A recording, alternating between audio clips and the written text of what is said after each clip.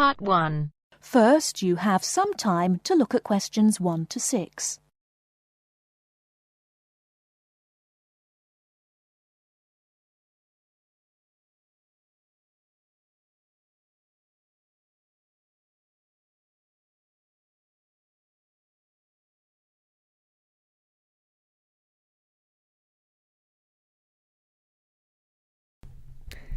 Good morning, Towers Car Insurance. How can I help you? Hello, I was wondering if you could give me a quote for my car, please. I'd like to insure it for a period of 12 months. Certainly. I need to take down a few details first of all. Can I have your name, please? Certainly, it's James Bartolo. Sorry, can you say that again, please? Sure, James Bartolo. That's Bartolo. OK, thanks. And your date of birth? It's the 1st of the 8th, 1973. Great. And can you give me your address, please? Sure, it's 146 Eastern Road, Chester. Fabulous. Now, is the insurance for just yourself? No, actually my wife drives the car too. Her name is Alice Jackson and her date of birth is the 23rd of the 4th, 1968. That's OK. I just need to write yes or no and the make and model of the car you wish to insure. It's a 1998 Ford Laser. OK. And do you have any idea of the value of the car? Yes, it's around £4,000. I only bought it about a week ago. Before you hear the rest of the conversation, you have some time to look at questions 7 to 10.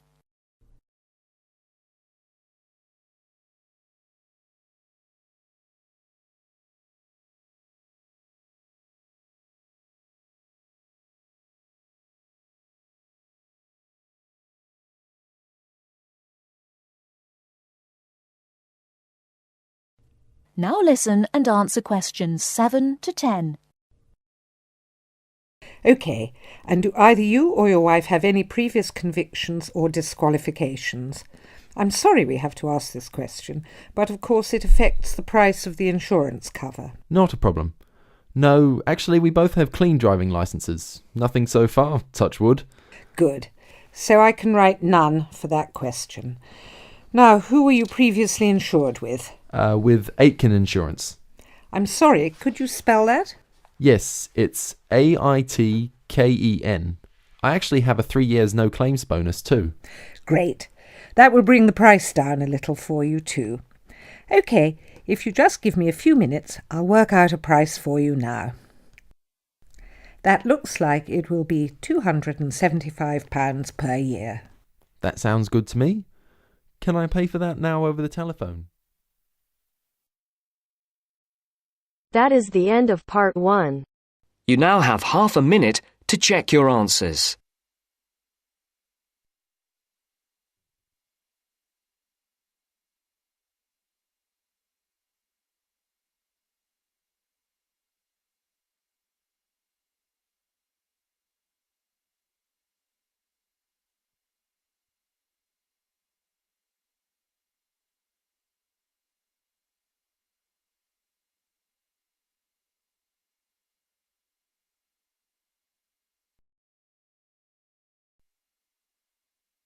Now turns to Part 2.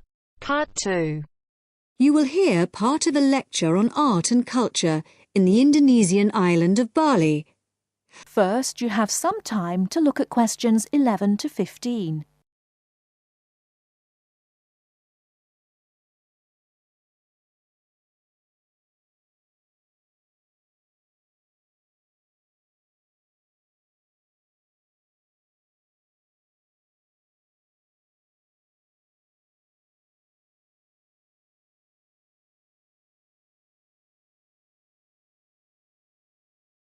Now, listen carefully and answer questions 11 to 15. Last week, we looked at the traditional art of Japan. In this week's lecture, we're going to move south and look at the very special way in which art has developed in the beautiful island of Bali, which is now part of Indonesia. I'll begin by giving you a brief historical overview.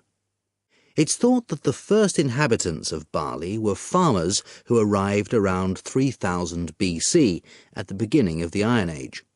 They probably originally came from China, and in Bali they cultivated rice and built temples ornamented with wood and stone carvings and statues. The Hindu religion was introduced in the 14th century AD, and this has remained the main religion on the island. This was an important period in the artistic development of the island, when sculptors, poets, priests and painters worked together in the service of the ruling families.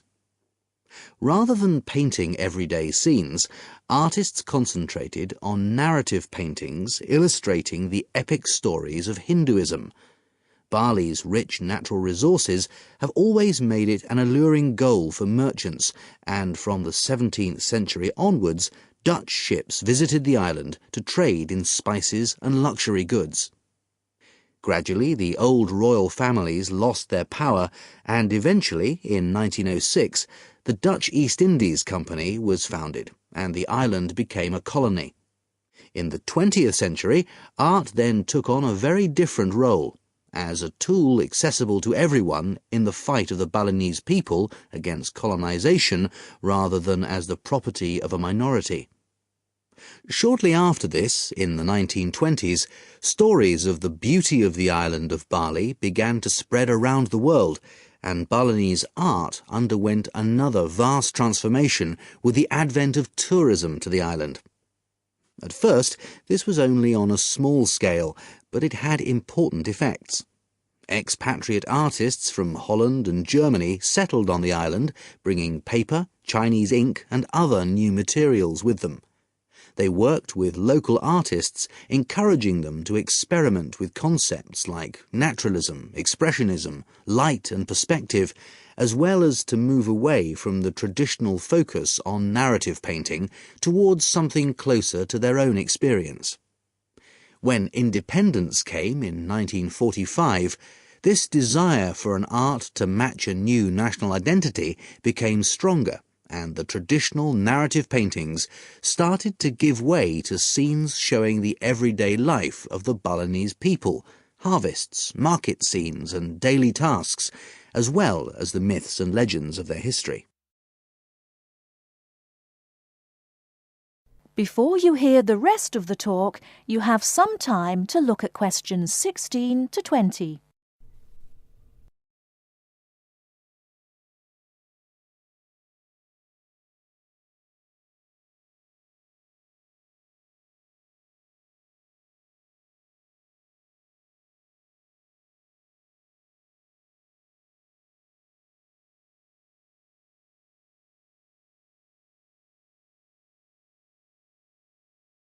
Now listen and answer questions 16 to 20. Many of the features that give this art its special place in the world today can be traced back to these historical roots. One feature that is rooted in the events of the last century is that today in Bali, the production and the appreciation of art is not restricted to a minority. In fact, there is a famous saying that in Bali, everyone is an artist. And it's not considered that to make art or talk about art, any formal training is needed. Art is just produced as part of Balinese life. Even fruit salad is served with flowers strewn on top. One factor which has contributed to this productivity is Bali's fertility.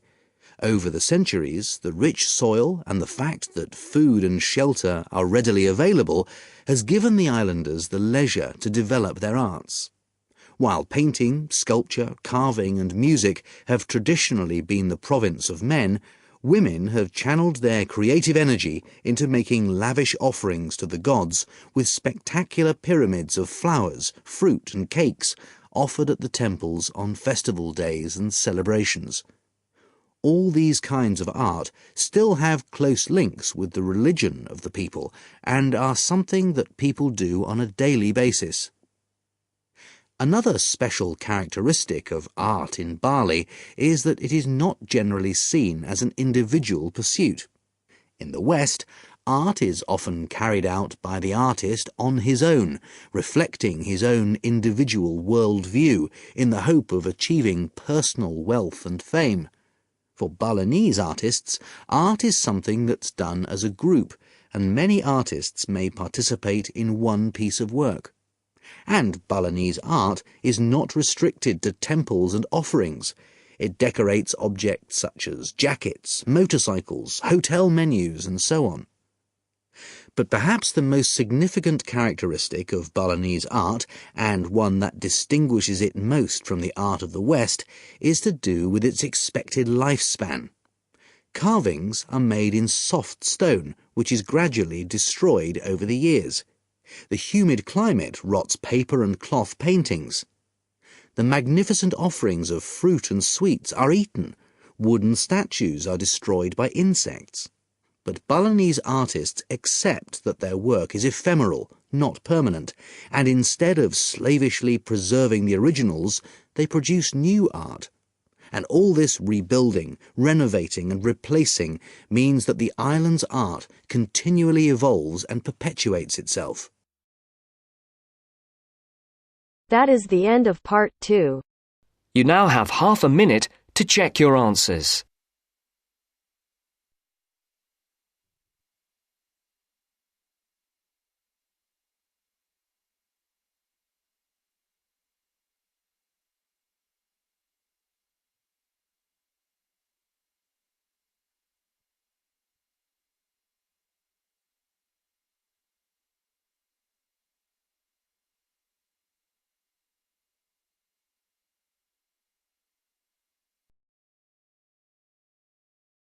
Now turns to part 2. Part 2. A tutorial between two students and their tutor. The students are doing a research project on computer use. First, you have some time to look at questions 21 to 25.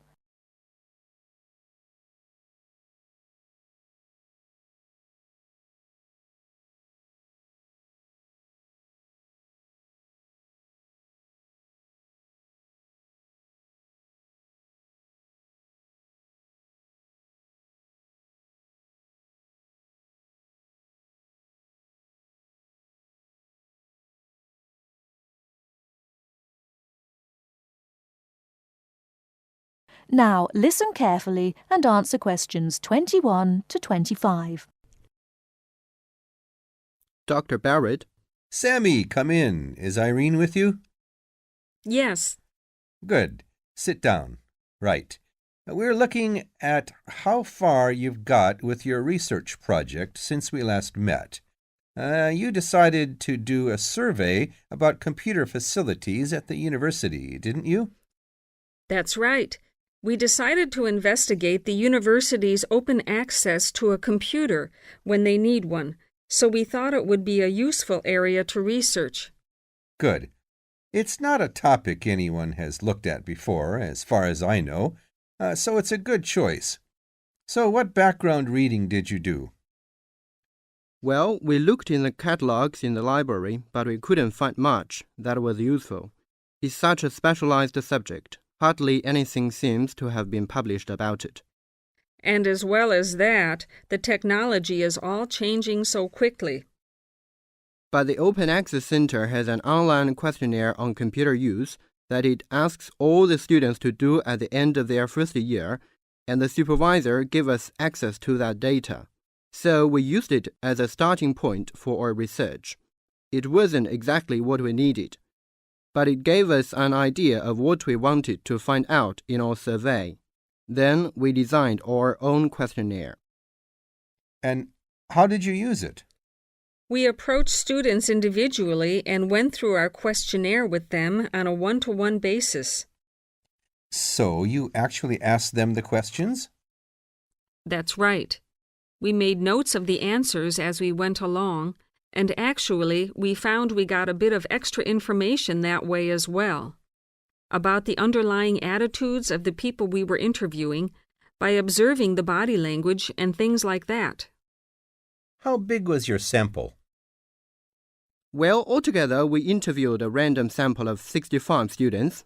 55% male and 45% female. And what about the locations and times of the survey? We went to the 5 open access computer centers at the university, and we got about equal amounts of data at each one. It took us 3 weeks. We did it during the week, in the day and in the evenings. Not the weekends? No. So, presumably, your respondents were mostly full-time students. Yes. Oh, you mean we should have collected some data at the weekends from the part-time students? We didn't think of that. Okay. It's just an example of how difficult it is to get a truly random sample. So, how far have you got with the analysis of results? Well, everyone agrees there was a problem, but we're more interested in what they think should be done about it. The most popular suggestion was for some sort of booking system. About 77% of the students thought that would be best. But there were other suggestions. For example, about 65% of people thought it would help if the opening hours were longer, like 24 hours a day. Before you hear the rest of the talk, you have some time to look at questions 26 to 30.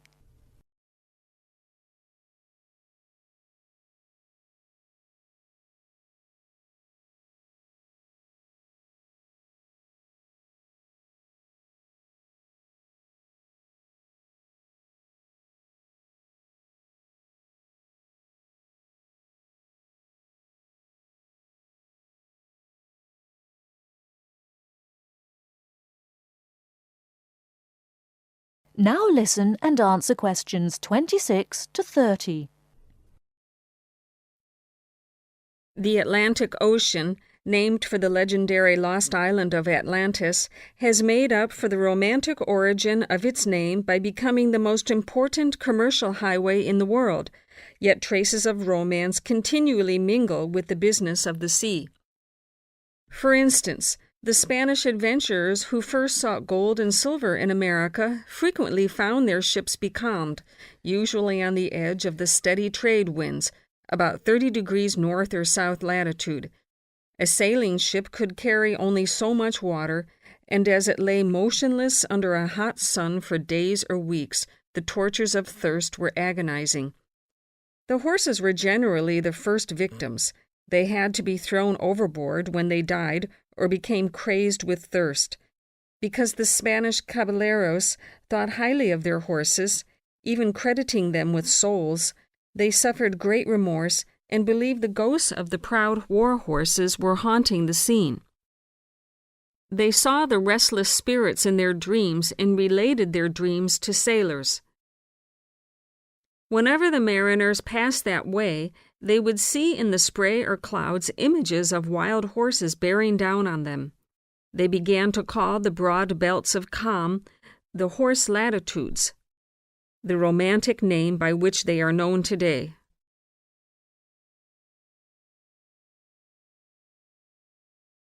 That is the end of part 3.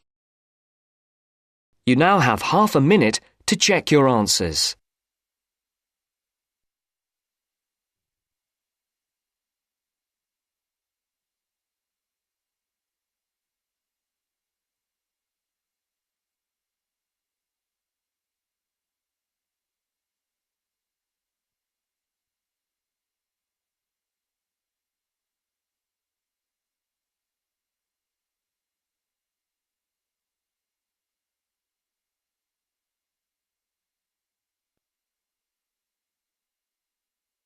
Now turns to part 4.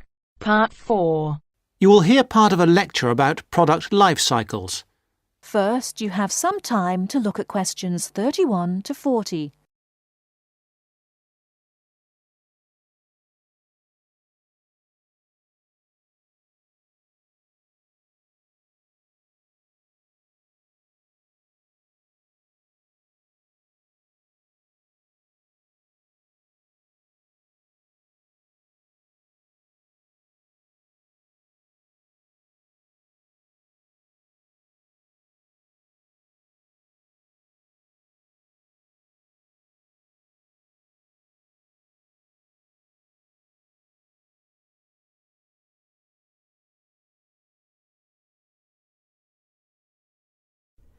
Now listen carefully and answer questions 31 to 40.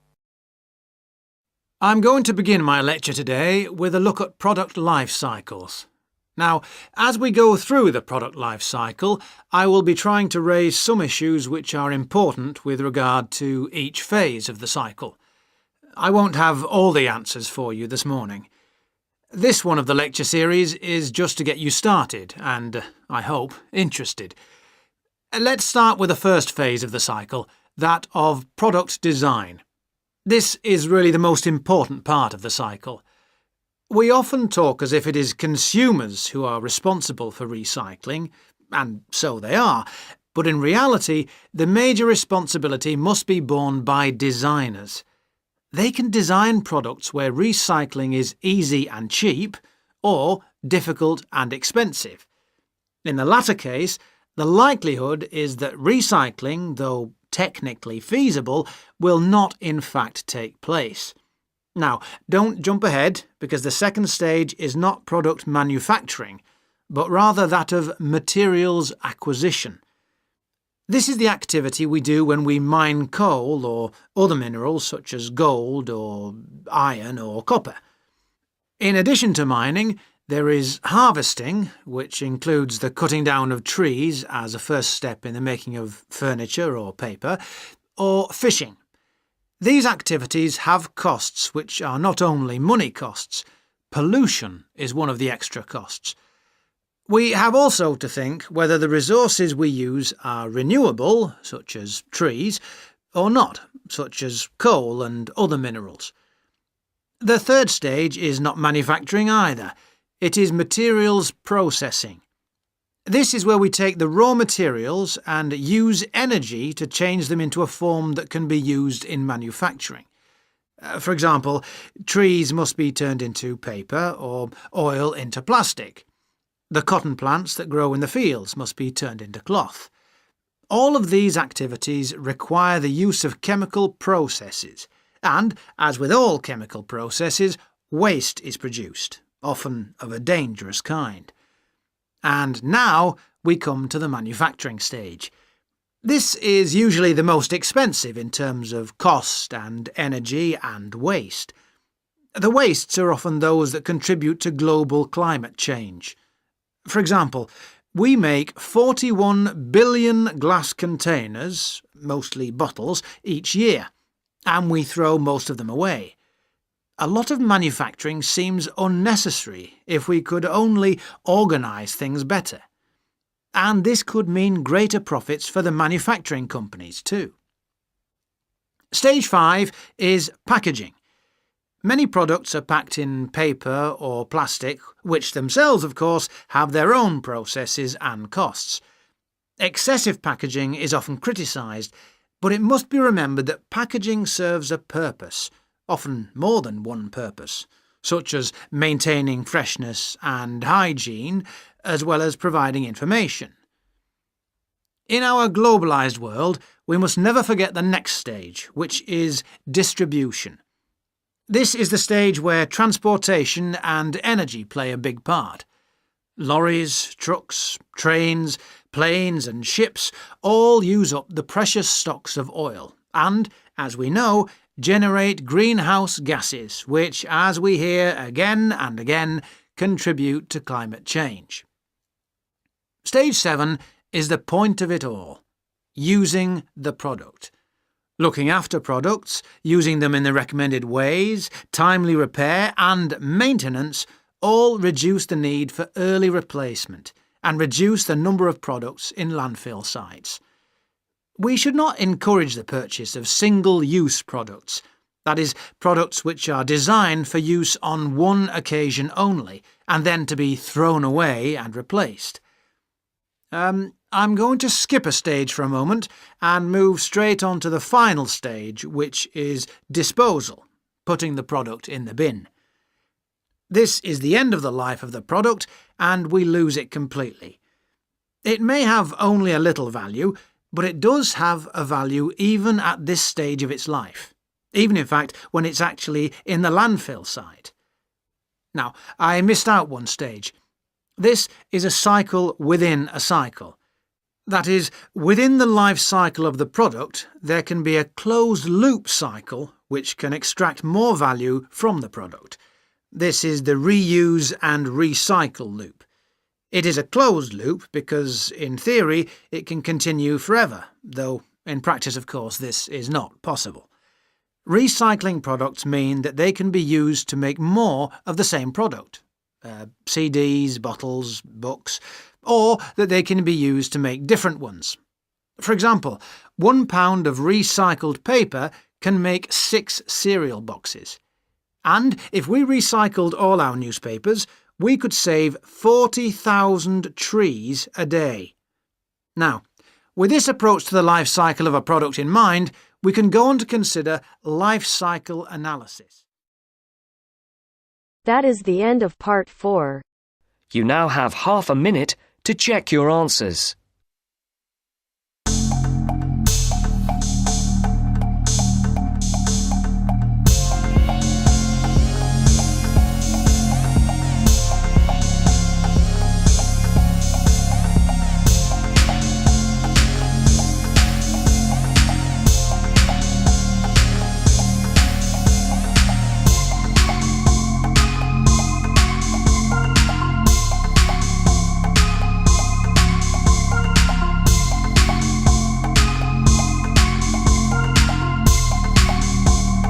So without wasting any time, let's start the video. Our question for today is the graphs below show 4 categories of citrus fruits and the top 3 countries to which these were exported. Okay, in the countries to which these fruits were exported in 2012. Summarize the information by selecting and reporting the main features and make comparisons where relevant. So these are the 4 citrus fruits: oranges, lemons, grapefruits and others. So these are exported to these 3 countries, means in oranges are exported to South Africa, Egypt and United States. Lemons are exported to Mexico, United States and Argentina. Grapefruits are exported to Turkey, Mexico and United States. And others are exported to Mexico, Egypt and United States. So let's have a look how we will answer this question. So this is our introduction. The rendered bar graph illustrates the different citrus fruits sell overseas in 1,000 tons in top 3 countries in the year 2012.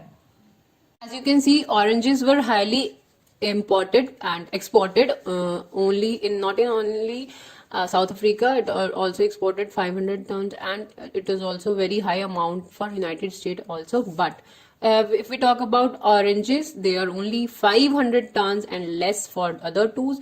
And here also this is 400,000 tons for Turkey. So overall we can see that a highest amount of oranges was exported, and the amount we can see is 1,000 tons, and it is also 5, so it is 1,504. You can also, so 1,900,000 tons is exported. And here also you can see this is only 5, we can say 5 to 7 and 1, 8 only. So in comparison to all the 4, oranges were exported highly.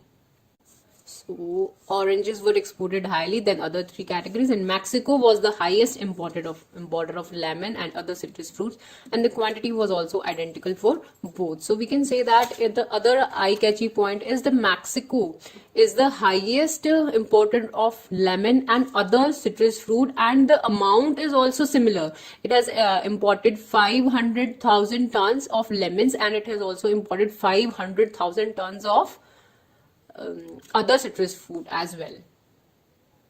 Now explicitly means clearly South Africa was the country where the largest number of oranges were exported, accounted to nearly 1,020,000 tons, which was half in case of Egypt. Lastly, United States imported the smallest amount of nearly 400,000 tons of oranges. So we can say that it is not only 1,000, it is a bit more than 1,000. So this is, we are assuming it is 1020 for South Africa, and it is approximately half in case of Egypt. So it is 500,000 tons in case of Egypt, and United States was the least importer of oranges, and it has imported approximately 400,000 tons of oranges. Now turning to lemon, Mexico imported 500,000 tons of lemon and 200,000 tons was imported by the USA, and the least amount was imported by Argentina, nearly 100,000 tons. Moving to grapefruits, now if we are talking about we are talking about lemons. So 500 was imported by Mexico and 200,000 tons was exported by United States and 100,000 tons was exported by Argentina. Now moving to grapefruits, Turkey was the main country that imported 400,000 tons of grapefruits, and United States imported half than Turkey. So half than Turkey means they have imported 200,000 tons, and whereas Mexico imported 100,000 tons more than United States. So we are saying this has imported 300,000 tons because United States was only 200,000 tons and Mexico has imported 100,000 tons more than. So we can see that Turkey has imported 400,000 tons. It has imported half of that, which is 200, or we can say 200 less, and it is 100 more than United States. Now lastly, other citrus fruit was highly exported to Mexico, which was 500,000 tons, and a negligible amount was imported by Egypt and USA. Now if we talk about the citrus fruit, other citrus fruit, 500,000 tons was exported to Mexico and a negligible amount was imported by the other two countries. So this was for today. So without wasting any time, let's start with the question. Now look at our today's topic. Ragging was started with a positive attitude, but with the passage of time, it has become a nuisance. And it is much debated today that ragging should be banned in educational institutions. And to what extent do you agree or disagree with this idea? Means, in previous time, ragging was considered positive, but over the time, it has become a problem. Nuisance means problem. And according to one school of thought, ragging should be banned in educational institutes because this has many harmful effects. And how far do you agree or disagree with this idea? And in this essay, we will write that we are fully agree with this assertion, means this opinion, that ragging must be banned, and we will discuss positive and negative points of ragging in this essay. So this is our today's topic. Now look at the essay format. In this essay, we will write 4 paragraphs in total. The first one is introduction. In this paragraph, we will introduce our essay topic. And in BP1, we will discuss the positive points of ragging. And in body paragraph 2, we will discuss the negative points of ragging. And the last one is conclusion. So this is our essay format. Let's discuss introduction. No matter what our topic is, first we will write a general statement on the topic, then we will rephrase our essay topic in our own words, then we will write thesis statement, means plan of the essay. Now let's read. In earlier times, ragging was started as a playful activity for students, but now it has changed its perspective. So this is our general statement, that ragging was started as a playful activity for students, but now it has changed its perspective. Now we will rephrase the given statement in our own words. According to some people, it should not be allowed in institutes because it has some detrimental effects. Means it should not be allowed because it has some harmful effects on students. Now we will write thesis statement. I totally agree with this assertion, means opinion, that ragging has to be banned in colleges and institutes, and this essay will discuss both positive and negative points of ragging in the subsequent paragraphs, means in the following paragraphs. So this is our introduction. Now we will discuss body paragraph 1. In the ancient times, ragging was considered as a healthy practice, as seniors use ragging to showcase reputation and hold on the institute in front of freshers. Means in the past, ragging was considered positive, as means because seniors use ragging to showcase reputation and hold on the institute in front of newcomers. And in addition, these activities were full of small pranks which old students apply on newcomers. Means old students do some small pranks with the new students. Now we will give example to make it clear that what activities were asked to do. To illustrate, Seniors ask their juniors to sing a song and to perform dance and so on. Means seniors ask juniors for singing and other activities which were full of fun. So this is our example. To some extent, it makes a strong bond between seniors and juniors. Means it makes a strong relationship. Bond means relationship between seniors and juniors. And in other words, it was a kind of introduction between both of them. And it was considered positive because seniors were exactly aware about their limitations on prank activities. Means seniors know about their limitations, so it was considered positive. So this is our BP1. Now we will discuss body paragraph 2. On the flip side, presently, by the name of ragging, old students tortured new students. Means by the name of ragging, old students ill-treat new students. And seniors asked juniors for those activities which are out of thought. Means senior asked juniors for those activities which students can't even imagine. Now we will give example. To exemplify, seniors asked freshers to slap other student in front of everyone and many other harmful activities. As a result, student gets a lot of depression which can put profound impact on studies. Means students get a lot of depression which can put profound means extreme impact on their studies. Thus students get afraid and do not complain anyone. Means students get scared and do not complain anyone in the institutes. And in worst cases, some students might suicide because of extreme ragging. Means in some cases, because of extreme ragging, some students even do suicide. Hence, ragging destroys many freshers' lives. And moreover, some students may humiliate by seniors every day, which may lead to aggression against them. Humiliate means embarrass. Some students may embarrass by seniors every day on daily basis, which may lead to aggression against them. Eventually, means in the end, ragging has worst impact on future of the student life. So this is the end of BP2. Now we will write a conclusion of the essay. To sum up, small pranks introduced as a fun activity between previous means old students and new students. But nowadays, it has changed its perspective and shape. And it has many adverse means negative effects on newcomers. So for their well-being, means for their good, it should not be allowed in institutes. Means for students' well-being, ragging should not be allowed in institutes. So this is our conclusion of the essay. Now look at the vocabulary. Now look at the vocabulary that we have used in this essay. Perspective means point of view, detrimental, harmful. Assertion means opinion, subsequent, following. Prank means practical joke. Bond, relationship. Aware, well-informed. Torture means ill-treat. Profound means extreme. Afraid, scared. Humiliate means embarrass. You can take a screenshot of this page if you like. And now we will discuss some more words. Aggression means feeling of anger, eventually in the end. Adverse means negative.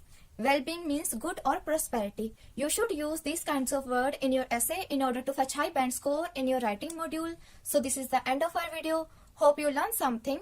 I will see you guys in the next video. If you like this video, then hit on the like button, share this video with your family and friends, and subscribe to our channel for more IELTS related videos. Thank you and all the very best for your IELTS exam.